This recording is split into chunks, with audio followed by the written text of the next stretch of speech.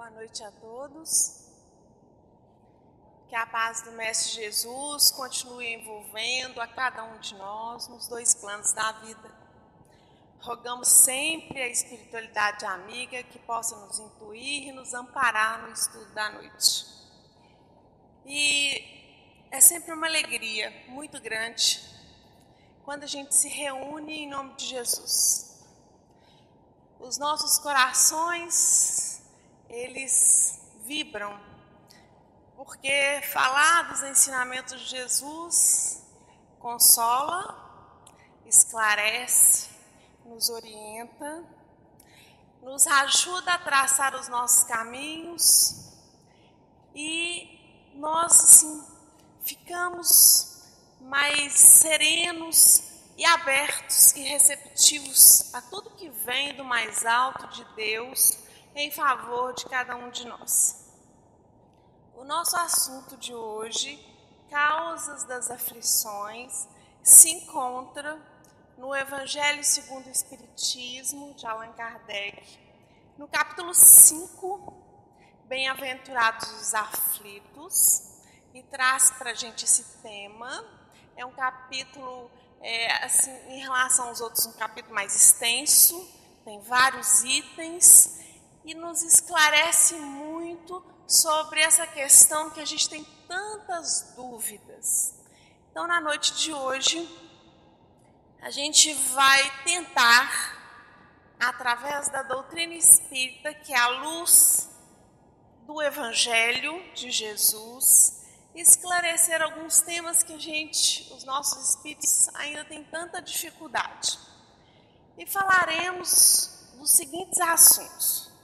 Por que nós sofremos? Há justiça nas aflições? Por que uns sofrem mais do que os outros? E quais são essas causas dessas aflições? Então, a gente vai basear o nosso estudo nessas perguntas.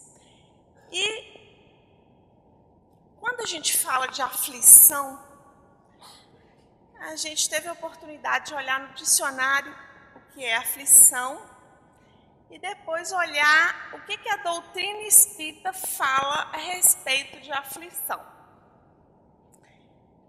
No dicionário, aflição é tribulação que se caracteriza por profundo sofrimento, por persistente sentimento de dor física ou dor moral.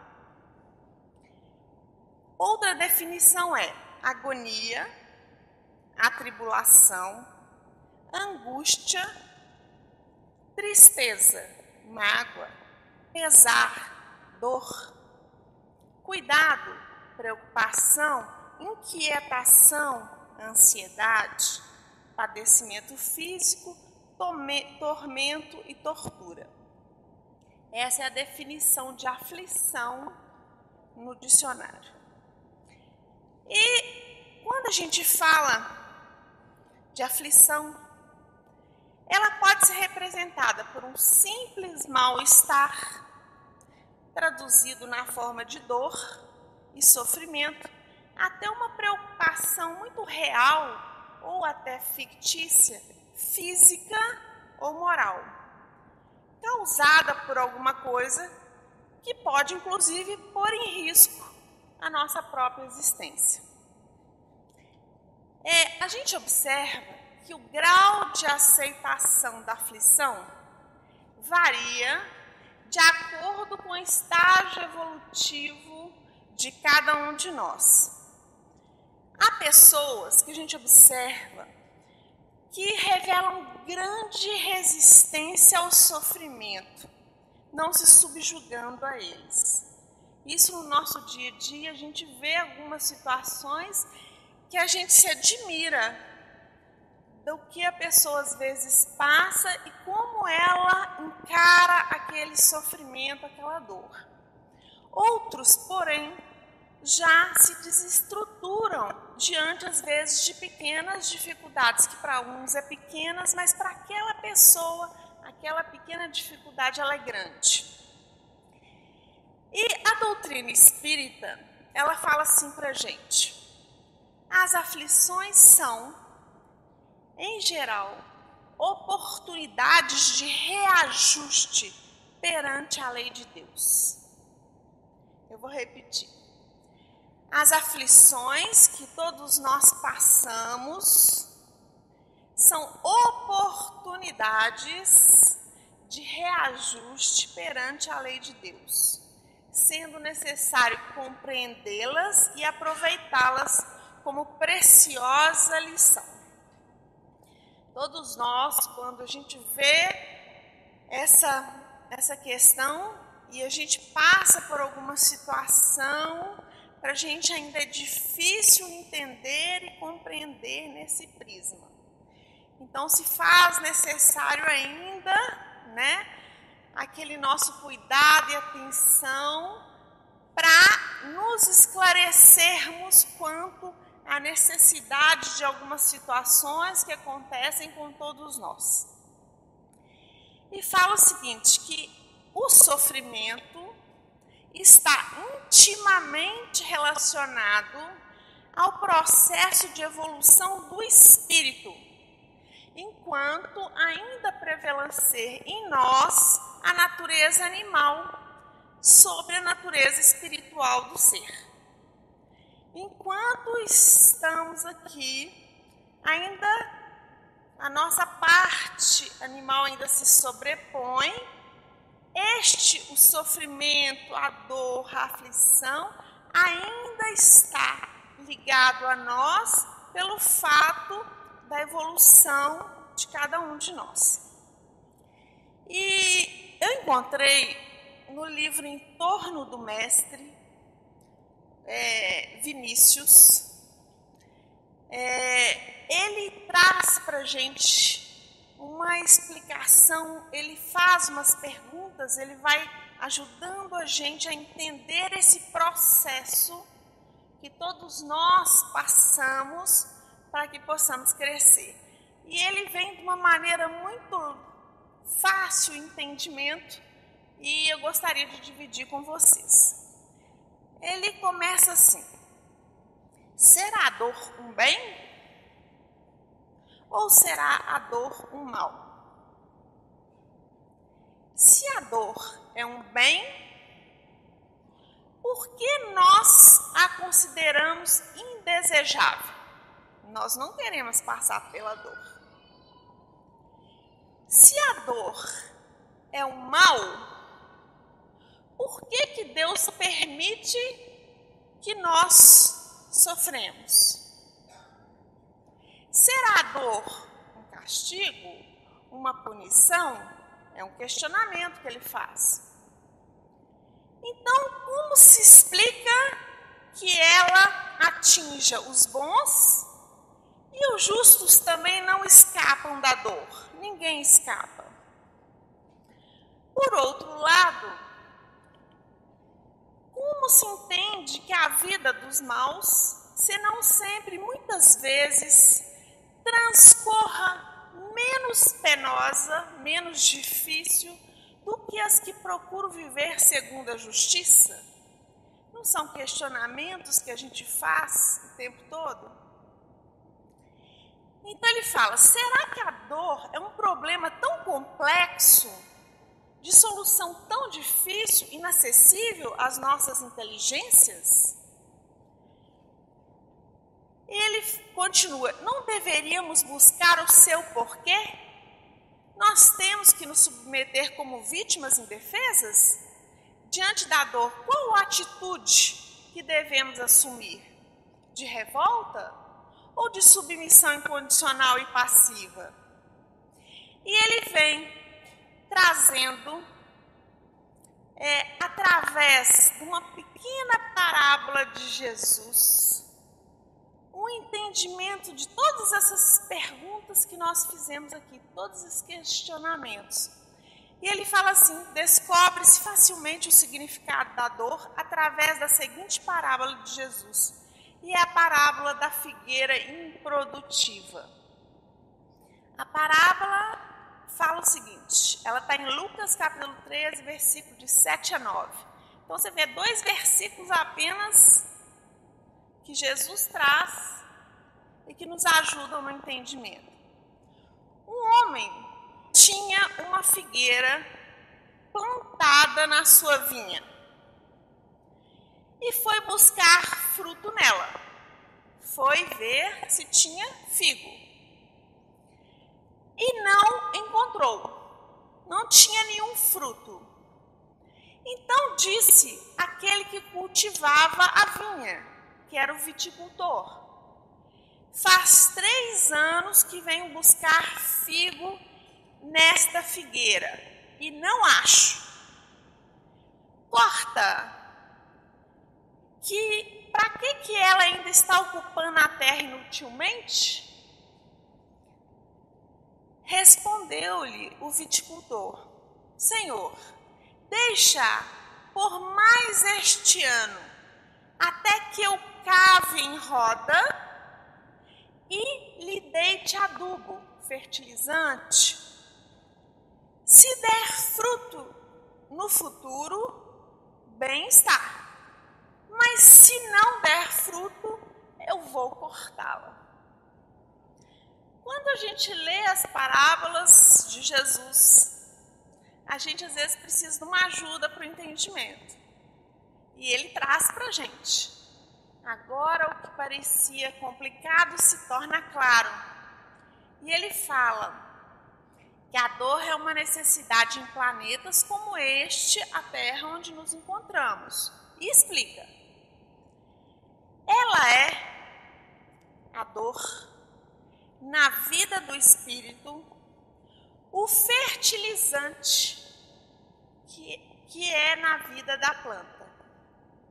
Ele compara aquele fertilizante, aquele esterco que foi colocado na figueira em volta dela, para que ela pudesse dar frutos, como a dor na vida da gente, para que a gente possa também dar frutos. E fala que as árvores, como os homens, não devem ocupar neste mundo um lugar inútil, improdutivo, sem dar nada. É da lei que tanto as árvores quanto os homens produzam frutos, logicamente, cada um segundo sua espécie e sua natureza. Quando a árvore se torna estéril, ela não produz fruto, não produz nada, o agricultor recorre aos processos que são aconselhados. Ele abre sulcos, ele cava a terra ao redor do tronco e aduba ali. Como não produzem nada, o arado que é feito esse trabalho, ele rasga largos e profundos ali buracos em torno dela e abala as raízes daquela figueira. E abalando, coloca ali o necessário para que ela possa no futuro frutificar. E fala assim: quando o Espírito estaciona, quando nós paramos na senda da evolução, quando a gente se torna negligente, relapso no dever que nos assiste de produzir frutos, cada um a seu jeito, cada um a sua maneira, frutos de aperfeiçoamento moral e de desenvolvimento intelectual, vem o aguilhão da dor despertar. Então, nós precisamos, aguilhão é aquela vara ou um bastão que na ponta dela tem uma ponta de ferro afiado. O aguilhão é muito usado quando se trabalha com gado, com boi, porque você quer direcionar ele, você espeta ele para ele ir para onde você quer. Então, usa-se o aguilhão como um símbolo de que quando a gente está parado, estagnado, quando a gente não quer cumprir, quando a gente não quer dar fruto, quando a gente não quer produzir, espeta-se a gente para a gente acordar, para a gente despertar. Então, esse aguilhão simbolizando a dor, o sofrimento, a aflição, que coloca, que chama a gente a esse despertar. E é assim que, quando estamos indiferentes, comodistas, muitas vezes preguiçosos, nós somos chamados apóstolos e forçados a assumirem atitudes definidas e positivas nas lutas da vida.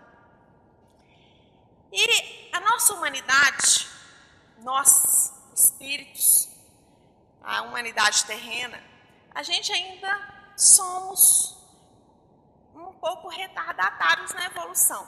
A gente está caminhando sim, mas às vezes a gente está ali.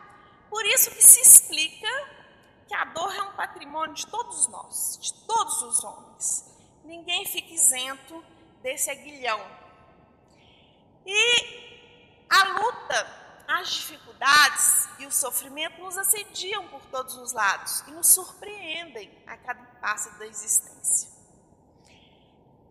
Inutilmente, em vão, a gente procura fugir dessas investidas, porque o momento chega em que nos vemos forçados a enfrentar os nossos obstáculos, sim. Quantas vezes já fugimos deles? E resolvê-los, aceitar as lutas e vencê-las, encarar a dor face a face e suportá-las. E de tudo isso resulta um bem. Olha que interessante. De toda essa nossa luta resulta um bem. Após as refregas que passamos, e se a gente não precisa de ir muito longe, às vezes se a gente buscar no pensamento alguns episódios que passamos recentemente, a gente vê que a gente já conseguiu superar, que a gente já conseguiu passar, né? O espírito se sente mais capaz, menos egoísta, mais corajoso, menos indiferente com as dores do outro. E então, por isso mesmo, a gente fica menos insensível. Então, a dor, a essa bendita dor que nós chamamos, e muitas vezes fala que o espírito é muito apologia da dor. Não é. É um entendimento que se faz necessário dos processos que nós passamos, que traz tranquilidade e serenidade para enfrentar as lutas do dia a dia. Então, a essa dor devemos grande parte do nosso progresso intelectual e moral. Nós temos a dor física e nós temos a dor moral. A dor física determina sensações desagradáveis e penosas no nosso corpo. A dor é uma coisa que incomoda muito. E quando a gente passa por alguma situação, põe fim a uma intemperança, a um motivo de uma cólera e a todos os arrastamentos da animalidade a que nós homens nos entregamos na satisfação dos sentidos. Então nos ensina a dor física. Em busca da saúde perdida, nós vemos a necessidade de nos submetermos a leis, sejam elas de higiene, de disciplina, para que a gente volte à condição de equilíbrio do corpo físico. Então, se a gente adoece, às vezes, uma alimentação inadequada e aquilo causa danos, dores, desconfortos, nós vemos a necessidade da disciplina da gente de fazer e ter hábitos diferentes. Mostra pra gente o que precisa ser modificado. A dor moral, ela gera sentimentos que fazem aflorar nos corações as mais belas virtudes, ao lado das mais puras e santas emoções. E é pelo sentimento, né, que a gente localiza, a gente fala muito do coração, né, que o germe de tudo que é bom e de tudo que é belo cresce e frutifica. Então, a dor moral é o sopro que desperta os sentimentos. Interessante, quando a gente fala de dor física e dor moral, quem nos ajuda a entender mais profundamente, esse livro aqui chama O Consolador. O Espírito Emmanuel, através de Chico Xavier, ele fala numa clareza que fala o seguinte: entre a dor física e a dor moral, qual das duas faz vibrar mais profundamente o espírito humano? E ele responde assim, explicando para a gente: em verdade, toda dor física provoca o despertar da alma para os seus grandiosos deveres, seja como expressão expiatória, como consequência dos abusos humanos, ou como advertência da natureza material ao dono de um organismo. Mas toda dor física é um fenômeno, enquanto a dor moral é essência. E ele vai falar aqui que só a dor moral é bastante grande e profunda para promover o luminoso trabalho do aperfeiçoamento e da redenção. O que transforma é a dor moral. E fala que a dor física vem e passa, ainda que se faça de acompanhar da morte do corpo físico. Mas a dor espiritual, ela modifica, ela mexe, ela trabalha os nossos espíritos. E nós sabemos que nós somos comparados a um diamante bruto que precisa de ser lapidado. E o Vinícius, nessa lição, ele fala que também nós somos igual a cana de açúcar. Eu já tinha visto falar sobre carvão, sobre o diamante, sobre lapidar, mas eu nunca tinha ouvido essa comparação com uma cana de açúcar.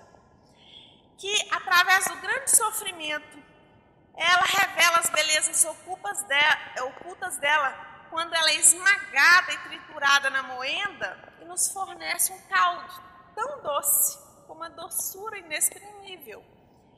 E aí fala, daí sofrem todos nesse mundo, os injustos para se regenerarem e também os justos, olha que interessante, para que melhor se justifiquem e se aprimorem. Então a gente está observando como que vai explicando para a gente a razão das coisas. Por que acontece com a gente? E essa questão da dor, como a gente falou, que está intimamente ligada à nossa evolução espiritual, quando a gente compreende melhor o processo, quando vem algo para a gente enfrentar, a gente toma uma postura diferente do que a gente faz sempre, com o mesmo hábito, do mesmo jeito. Paramos de nos lamentar, de ficar nos queixando, de nos acharmos vítimas de tudo e de todos, e a gente coloca uma postura positiva de enfrentamento, de fé, de entendimento do que aquilo vem nos mostrar, de trabalho ativo no bem, e a gente vai encontrando as soluções e conseguimos ultrapassar os obstáculos da nossa vida. É muito diferente, né? Porque a gente fala, não é que eu tenho que sofrer, eu não tenho que ficar ali naquele tempo. Não, eu tenho uma postura ativa, eu entendo o que está acontecendo comigo e eu procuro fazer ali o meu melhor.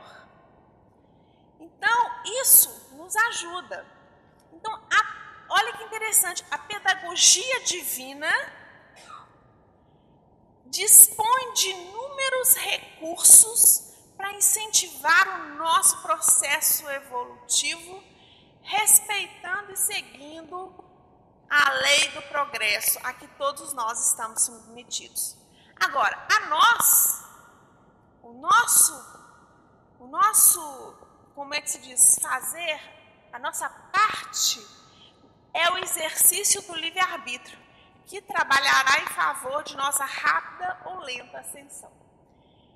Então, está nas nossas mãos, ainda coloca nas nossas mãos, caminhar, enfrentando, superando os desafios, ou paralisar, nos achando vítimas, incapazes, não dou conta.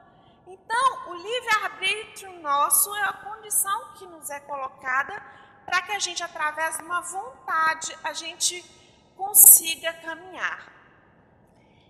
E Jesus, quando traz esse item para a gente, ele fala assim: bem-aventurados os aflitos. É o capítulo 5 do Evangelho segundo o Espiritismo. E quando a gente vê pela primeira vez, a gente fala assim: que contrassenso, bem-aventurados os aflitos, porque bem-aventurança é felicidade. Felizes aqueles que sofrem, felizes aqueles que estão aflitos, porque serão consolados. Quando ele fala aqueles que choram serão consolados. Primeiro ele coloca coisas serão consolados. É um consolo espiritual, é uma alegria espiritual. E é no futuro, não é agora. É a primeira coisa que a gente observa. Felizes os aflitos. Mas aí a gente se pergunta, todos nós sofremos. Todos nós sofremos. Todos nós somos bem-aventurados? Não. Jesus não estava falando de todo mundo, não. Jesus estava falando daqueles que passam pela provação ou pela expiação, mas que sabem ali, com resignação, com paciência, passar pela dificuldade. Então, Emmanuel vem nos esclarecer uma coisa assim, que os aflitos, tem várias espécies de aflitos. Só para a gente definir bem que não são todos. Temos aqueles que choram, aflitos que choram, por se sentirem inibidos para fazer o mal. Eles estão limitados ali, cerceados e não podem fazer o mal. Então eles se sentem aflitos porque quer fazer o mal. Não é um bem-aventurado. Há quem se torture porque não consegue se vingar do outro. É uma aflição. Lembra que a gente leu? Tortura é uma aflição. Mas ele está torturado porque ele não consegue se vingar. Ele não é feliz. O Evangelho não fala isso. Tem aqueles que se declaram infelizes com a prosperidade do próximo e se enfurecem com a impossibilidade de ultrapassar o progresso do outro, seja ele intelectual, material. Há quem se revolte contra as bênçãos do trabalho e fala alto em desfavor da ordem. Então, há vários tipos de aflições. Mas aquela aflição que Jesus está deixando bem claro que seremos bem-aventurados, porque seremos consolados, ele está se referindo àqueles poucos que sabem sofrer. E neste capítulo 5 do Evangelho tem lá a instrução dos Espíritos, o bem sofrer, o bem e o mal sofrer. Então Jesus está falando especificamente de quem sabe passar pelas tribulações da vida de uma forma diferenciada, né? E nós temos muitos motivos para nos resignar. Às vezes a gente fala assim, mas como passar por uma dificuldade e a gente, né, se sentir ali feliz? Como assim? E é aqui no Evangelho que fala para a gente o seguinte, é como se a gente devesse uma grande quantia, uma soma. Vamos colocar uma soma em dinheiro para a gente fazer uma comparação. A uma pessoa que nós devemos, certo? Devemos uma quantia exorbitante. Essa pessoa chega para a gente e fala assim, se você pagar a 100ª parte do que você me deve, eu vou quitar a dívida toda. Assim a misericórdia divina conosco. Ela fala assim, nós somos endividados perante a lei divina. Por quê? Através do nosso livre-arbítrio, das nossas escolhas, nós fazemos más escolhas, escolhas erradas. Então, nós, quando fazemos escolhas erradas, nós endividamos perante o Pai, Deus nosso Pai. Se a nossa dívida é muito grande, é como se Deus falasse assim, se você suportar um pouquinho dessa situação, sua dívida vai ser quitada. Então, se fala assim com a gente, se você passar por uma aprovação com mais tranquilidade, sua dívida toda vai ser quitada e você vai estar livre, liberto. Será que a gente não ia se empenhar com muita força de vontade para quitar? Então, se alguma coisa está incomodando a gente, se a gente está passando por um momento muito difícil, em todos os campos, ou qualquer que seja ele, e fala, se você passar com resignação, com coragem, com paciência, com tolerância, isso você não vai ter que pagar tudo, você só aquela... A gente não faria? Então, é essa explicação para que a gente tenha essa paciência conosco mesmo, essa resignação. E sempre quando a gente também tem essa postura diante de alguma situação, encerra para nós uma consolação, porque a gente atrai a graça divina e a gente é consolado e a gente é fortalecido para a gente vencer as nossas dificuldades. Então a dor, como a gente já falou, é o aguilhão que nos impele à arena de combate. Eu estou cômoda, eu não quero ficar quietinha no meu canto, eu não quero evoluir, aqui tá bom, porque se deixar a gente acomoda. A gente não faz nada, não, a gente fica quieto. Aí vem aquele, espeta a gente, a dor, e põe a gente para combater. E eu quero lembrar uma passagem de Paulo, que está no livro Paulo e Estevão, também de Emmanuel, Psicografia de Chico, que quando Paulo ali encontra com Jesus na estrada de Damasco, é falado com ele assim, duro é para ti recalcitar contra o aguilhão. Quem já leu deve lembrar dessa passagem. Está falando com Paulo, Jesus falando com Paulo, duro é para ti, Paulo, recalcitrar é revoltar contra a dor.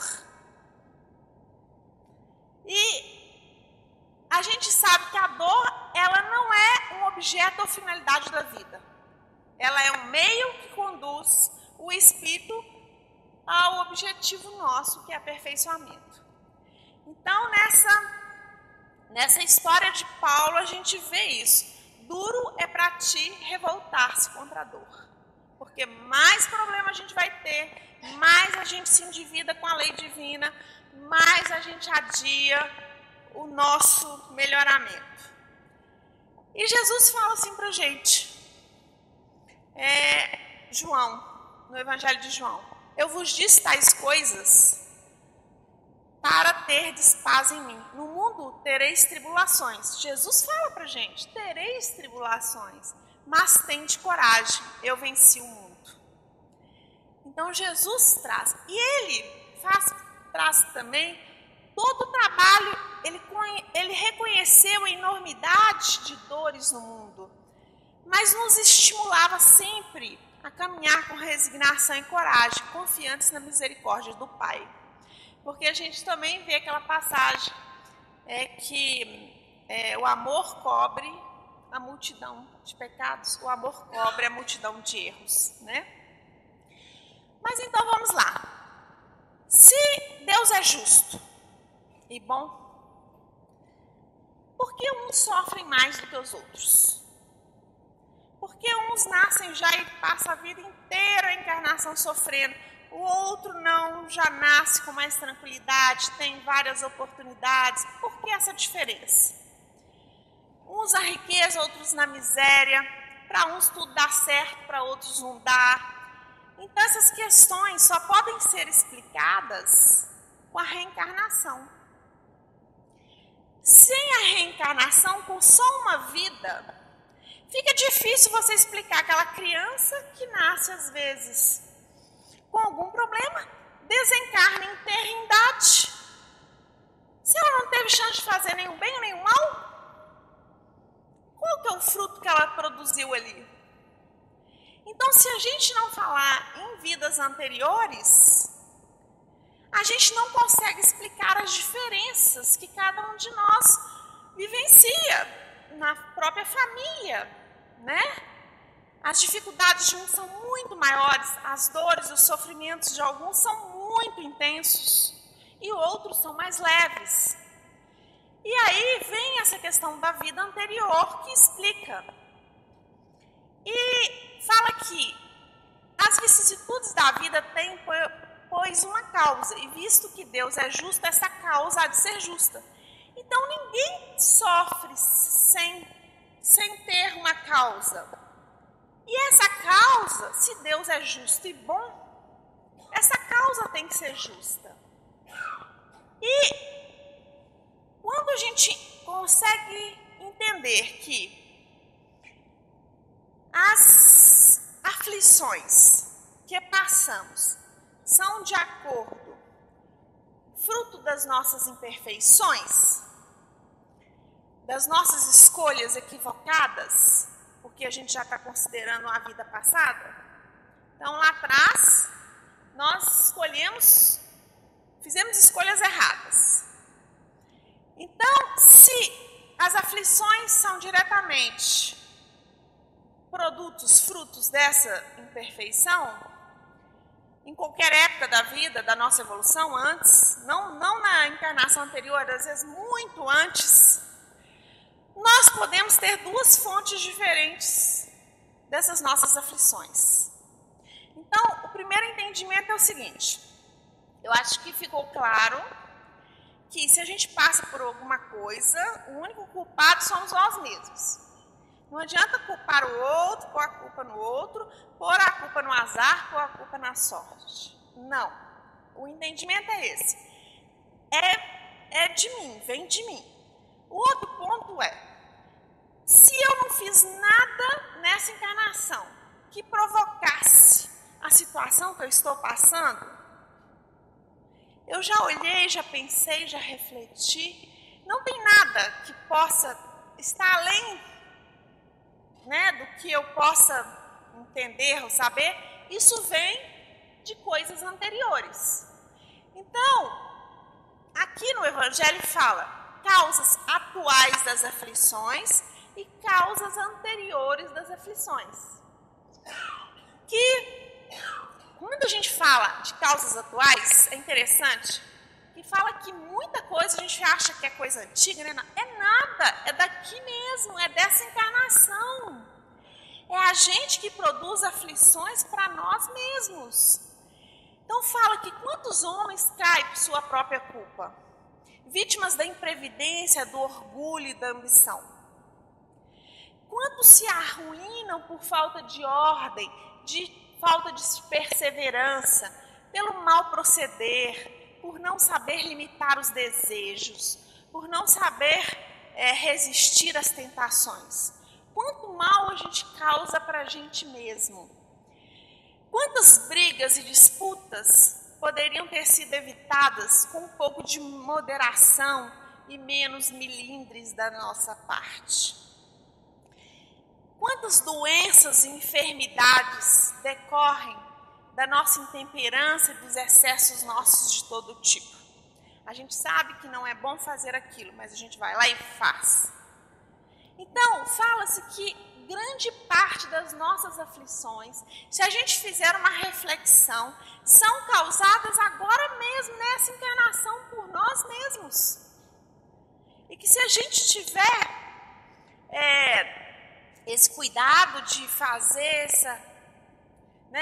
relembrar muitas coisas, a gente vê que é a gente.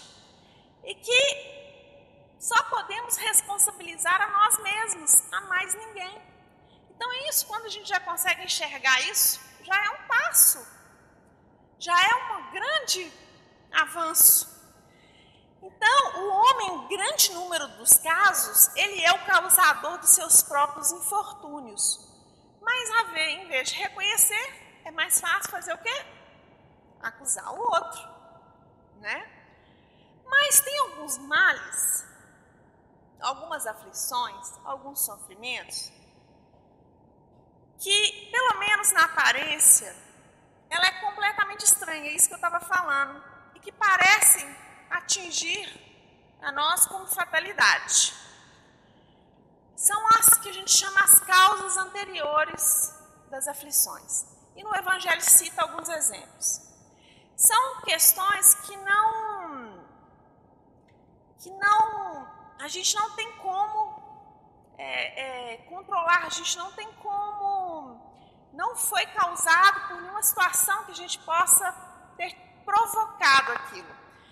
Perdas de entes queridos, perdas de pessoas que são amparo da família, acidentes que nenhuma previsão poderia impedir, os reveses da fortuna que frustram todas as precauções que foram tomadas, os flagelos naturais que a gente está vendo muito aí ultimamente, as enfermidades de nascença, as crianças que desencarnam em eternidade e na vida só conhecem sofrimentos.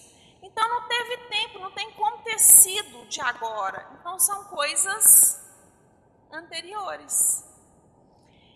E são essas situações que são provas impostas por Deus, ou que nós mesmos escolhemos como espíritos antes de encarnarmos para a expiação das faltas cometidas em outra existência.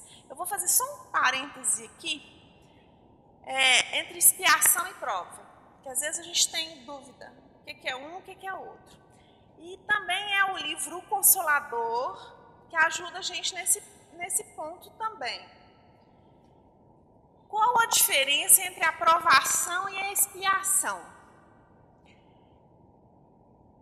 A provação é a luta que ensina ao discípulo rebelde e preguiçoso a estrada do trabalho e da edificação espiritual. É prova. A expiação é a pena imposta ao malfeitor que comete um crime.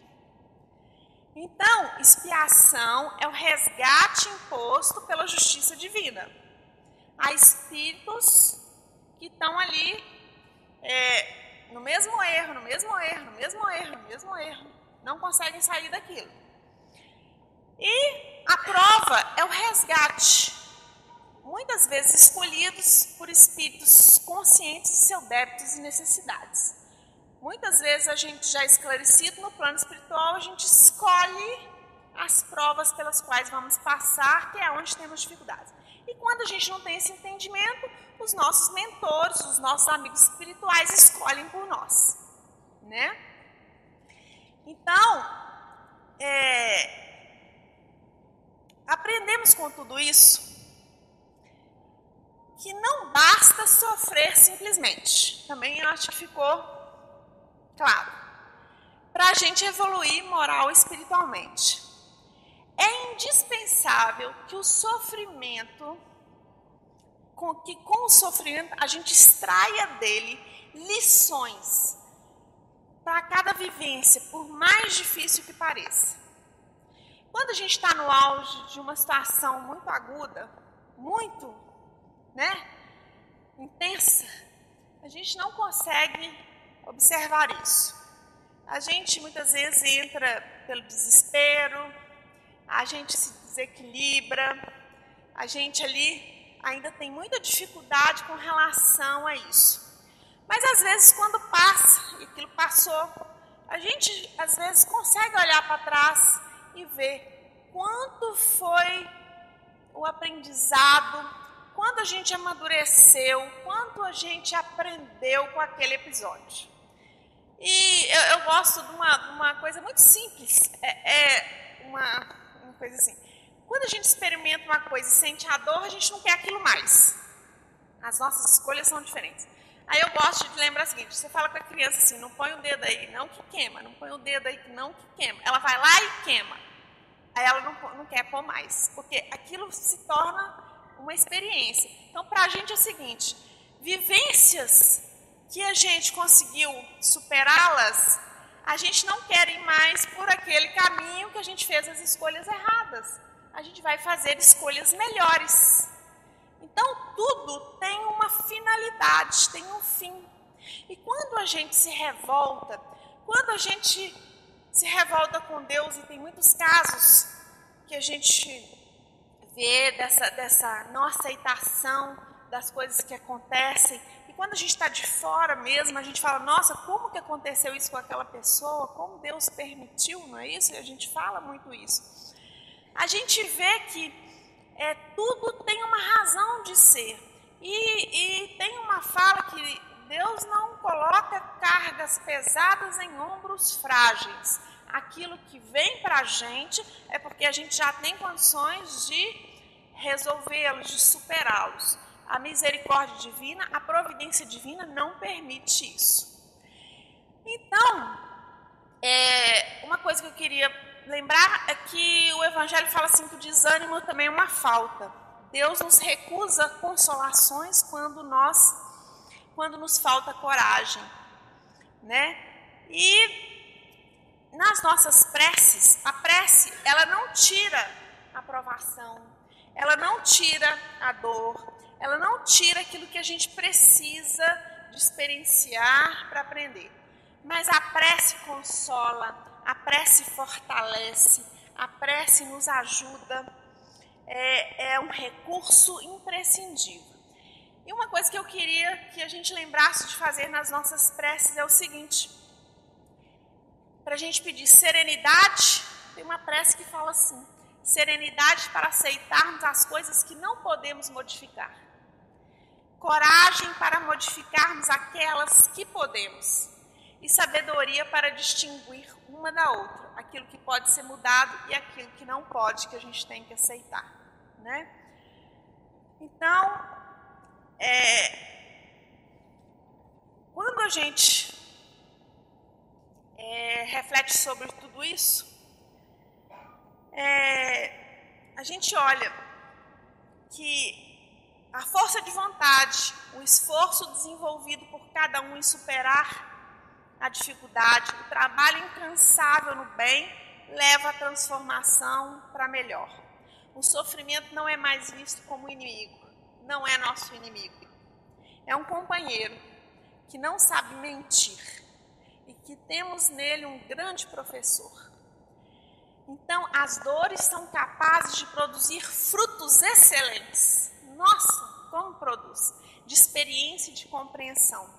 São processos reparadores, com o objetivo do reajustamento da criatura nos seus desvios, no caminho da evolução.